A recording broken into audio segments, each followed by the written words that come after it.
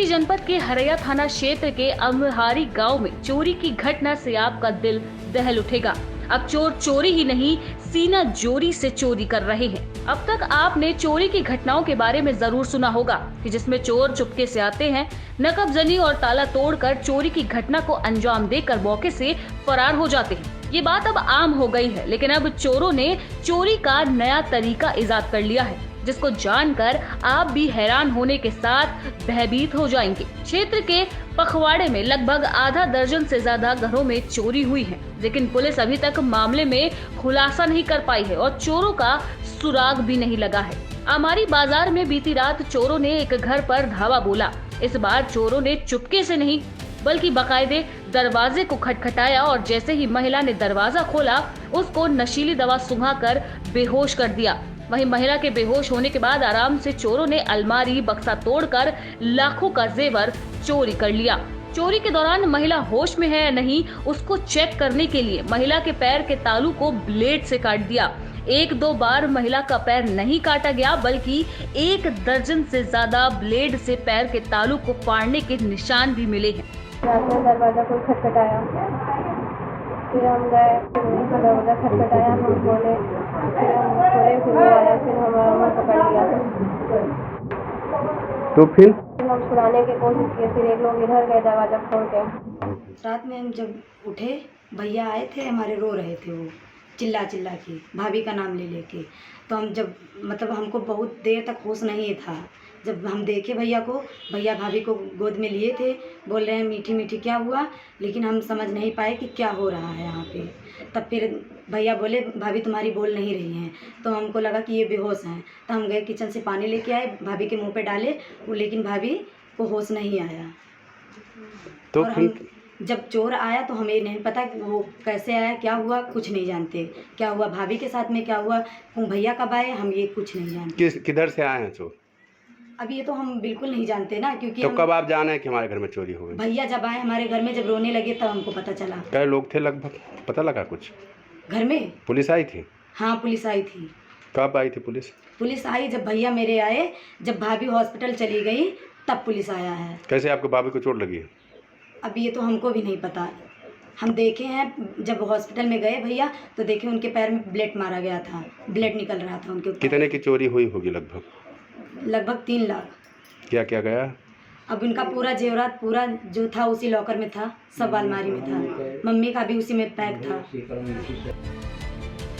जब घर वालों को चोरी की घटना की जानकारी हुई तो उन्होंने शोर मचाना शुरू किया। शोर मचाते हुए वो सड़क पर आ गए। घर वालों का आरोप है कि जब हम शोर मचा रहे थे, उसी दौरान रात्रि गश्त पे तैनात 2 पुलिसकर्मी बाइक से जा रहे थे, लेकिन चोर को पकड़ने की बजाय वो खुद मौके से फरार हो गए। घटना हुई सर, हम बाहर सो रहे थे। ये घटना 1:15 बजे की है और जब उठ के आए, देखे कि हमारी बहू बेहोश पड़ी है, तो हम समझे करंट लग गया। तो हम नहीं देखे कि चोरी हुआ, लेकिन जब बाद में देखा गया कि बेहोश है, इसको कोई दवा सुंघा करके पूरा हमारा घर लूट लिए।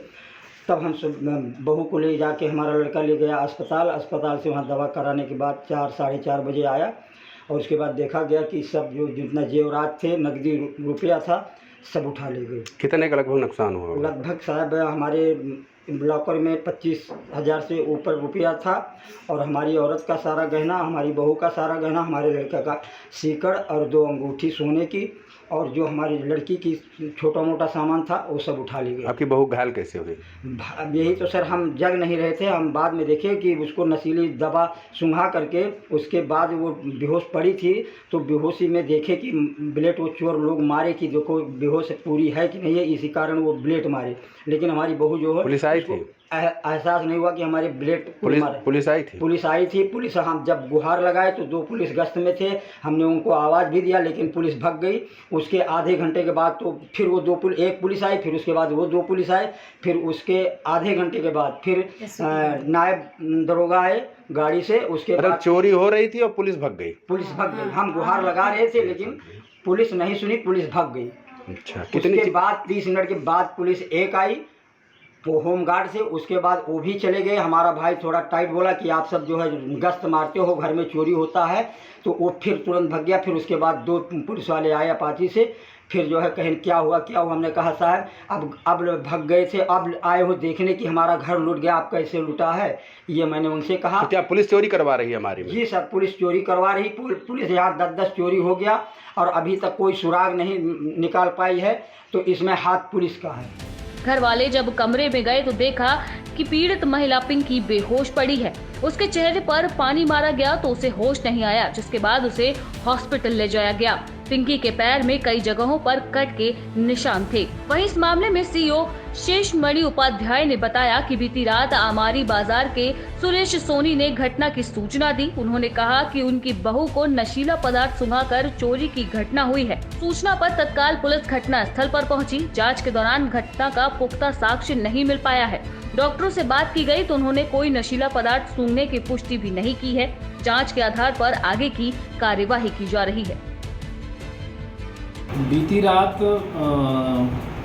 हमारी कस्बे के रहने वाले सुरेश सोनी पुत्र राजा राम सोनी ने सूचना दिया कि उनके घर में जब लोग सो रहे थे तो अज्ञात चोर उनके घर में घुस गए थे और उनकी बहू को कुछ नशीला पदार्थ सुंघा दिए, जिससे वो बेहोश हो गई।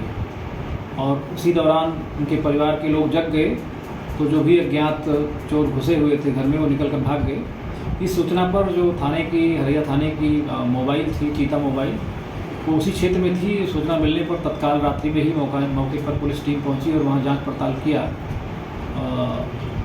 तो वहां पर इस घटना के संबंध में कोई बहुत पुख्ता साक्ष्य नहीं पाए गए हैं और जो महिला जिसे बेहोश होने की बात बताई गई थी, जिसको सीएचसी भेजा गया था, वहां डॉक्टर से बात हुई तो डॉक्टरों ने बाद इसमें जाँच और परीक्षण के बाद उसको कोई भी नशीला पदार्थ सुंघाने की बात की पुष्टि नहीं की है। इसके संबंध में और भी अभी गहराई से SHO हरैया द्वारा छानबीन की जा रही है और छानबीन के बाद जो भी चीज़ें तथ्य निकल कर आएंगे उसके आधार पर उसमें हम लोग आवश्यक वैधानिक कार्रवाई करेंगे और मौके पर शांति व्यवस्था बनी हुई है।